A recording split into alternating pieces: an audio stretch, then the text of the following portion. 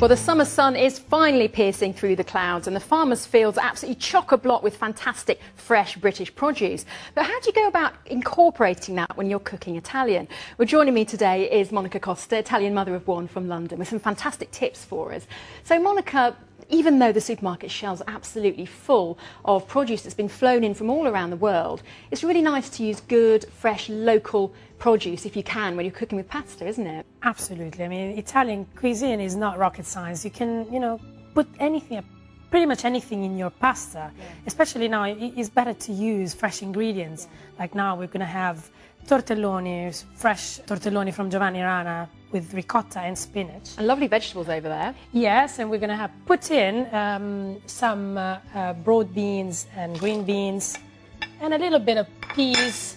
And those are fresh, but you could use frozen, All I fresh, guess. You can use frozen, of course. And is this salted water? Yes, salted water. We're going to, at the end of it, 3 minutes when they cook, we're going to add some cream sauce with shallots and the cream. And so obviously, we cook after the 2 minutes, we add the pasta in, the tortelloni. They cook only in 1 minute. Oh, that's really quick, isn't it, for family? So, yeah, it's very quick and very easy to make in 1 minute. So let's pop those in then. Pop so that's those in. Fresh ricotta and spinach, so that's pretty nutritious stuff, isn't it? That's very nutritious. Give that a stir. Looking good already. Yeah. So moving on to the sauce then, what's in the sauce? The sauce is just shallots cooked with a little bit of olive oil, and we add at the end a little bit of cream.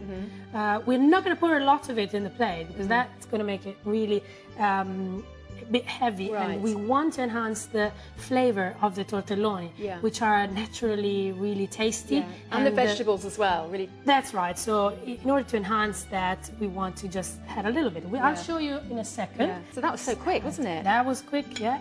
And that looks so green and it's delicious. all very nutritious for a family. It's brilliant. That's lovely, all nice local produce there. That's right. So we had a little bit of sauce. Now, if the sauce looks a bit thick, what can you do?